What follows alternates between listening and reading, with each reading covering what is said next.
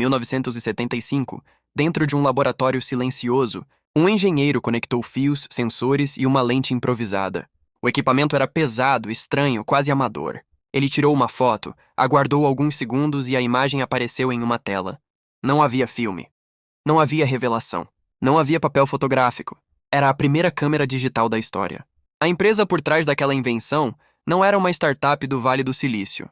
Era a gigante absoluta da fotografia mundial, a Kodak. Naquele momento, a Kodak tinha nas mãos o futuro da imagem. Só que o que parecia uma oportunidade histórica rapidamente virou um dilema perigoso: liderar a mudança ou proteger o império que já existia. E essa escolha definiria o destino da marca, e serve como alerta para qualquer empresa ou profissional que acredita estar seguro demais para evoluir. E antes de eu te contar como essa empresa literalmente inventou o futuro e, mesmo assim, decidiu enterrá-lo, já se inscreve no The Walt Mix, porque aqui a gente conta as histórias que ninguém te explica direito. E no final desse vídeo, você vai entender por que algumas marcas não quebram por falta de dinheiro, mas por medo de mudar. O Império da Memória. Durante grande parte do século XX, a Kodak era mais do que líder de mercado. Ela era sinônimo de fotografia. Fundada por George Eastman, a empresa popularizou o ato de fotografar com uma promessa simples. Qualquer pessoa poderia registrar momentos sem precisar entender de técnica. Seu modelo de negócio era brilhante. As câmeras eram acessíveis, mas o verdadeiro lucro vinha dos filmes e da revelação. Cada aniversário, cada casamento, cada viagem gerava consumo contínuo. Era uma engrenagem previsível e extremamente lucrativa. Nos anos 80 e 90, a Kodak dominava o mercado global de filmes fotográficos e estava presente em mais de 150 países. Empregava milhares de pessoas e possuía margens altíssimas. Sua marca estava associada à ideia de eternizar memórias. O sucesso era tão sólido que parecia permanente. E quando algo parece permanente, a urgência de transformação diminui.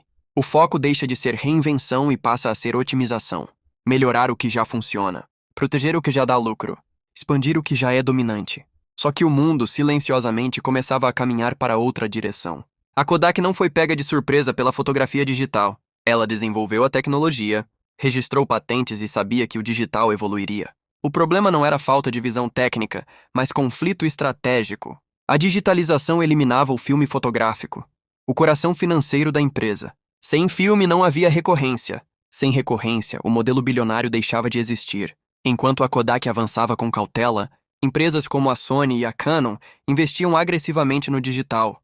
Elas não tinham um império físico para proteger. Podiam apostar tudo na nova tecnologia. O consumidor rapidamente percebeu as vantagens: visualizar fotos instantaneamente, apagar erros, armazenar centenas de imagens sem custo adicional. A experiência mudou. O comportamento mudou. O mercado mudou. A Kodak tentou reagir. Lançou câmeras digitais, entrou no novo segmento e até teve bons números por um período. Mas sua estrutura, cultura e modelo financeiro estavam presos ao passado.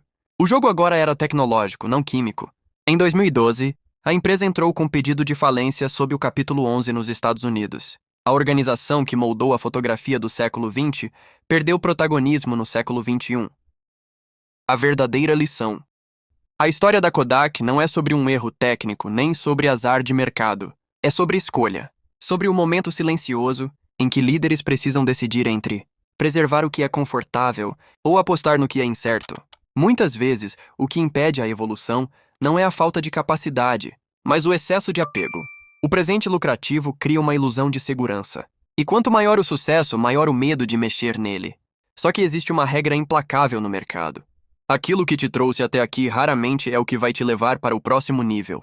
A Kodak dominava a fotografia química, mas o mundo estava migrando para a lógica digital. E toda transição tecnológica exige coragem para abandonar margens altas em troca de relevância futura. Exige visão de longo prazo. Exige aceitar perder hoje para continuar existindo amanhã. O mais inquietante é que essa dinâmica não acontece apenas em multinacionais bilionárias. Ela acontece em empresas médias que resistem à transformação digital. Acontece em profissionais que evitam aprender novas ferramentas. Acontece em criadores que insistem em formatos ultrapassados enquanto o público muda. Acontece quando confundimos identidade com rigidez. Quando acreditamos que experiência substitui atualização. Quando pensamos que liderança é permanente. A Kodak teve acesso ao futuro antes de todo mundo. Ela viu o que estava por vir. Ela tinha recursos, talento e informação. Mas faltou o principal: decisão estratégica alinhada com o longo prazo. Porque inovar de verdade não é criar algo novo, é estar disposto a substituir o que já funciona. E talvez essa seja a parte mais desconfortável dessa história. O maior risco não é errar tentando algo diferente. O maior risco é acertar demais no passado e, por causa disso, não perceber que o jogo mudou. O mercado não respeita a nostalgia. O consumidor não paga por tradição. O tempo não desacelera porque você já foi líder. Então a pergunta final não é sobre a Kodak, é sobre você. O que hoje está funcionando tão bem que você tem medo de mudar? Porque às vezes o verdadeiro fracasso não vem da falta de visão. Vem da falta de coragem para agir quando a visão já está clara.